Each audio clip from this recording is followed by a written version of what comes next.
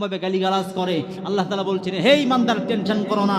হক কথা বলার কারণে সমাজের মানুষ তোমাকে ভালো বলছে না। হক কথা বলার কারণে তোমার আপন ভাইয়ের সাথে তোমার দ্বন্দ্ব হয়ে গিয়েছে। হক কথা বলার কারণে মামলা খেয়েছো। হক কথা বলার কারণে সমাজের মধ্যে টিকতে পারো নাই। হক কথা বলার কারণে রাত্রে বাড়ি ঘুমাইতে পারো নাই। হে ইমানদার বান্দা, টেনশন করো না। হক পথে থাকো, তোমাকে আঘাত থেকে বের করার দায়িত্ব আমি আল্লাহ পাক গ্রহণ করলাম। আউযু বিল্লাহি মিনাশ শাইতানির রাজীম।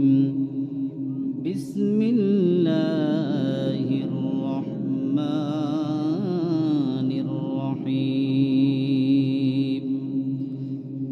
ইন্নামাল মুমিনুনা আল্লাযীনা ইযা যুকিরাল্লাহু ওয়াজিলাত কুলুবুহুম وأما الشان في الحبيب إن الله وملائكته يصلون على النبي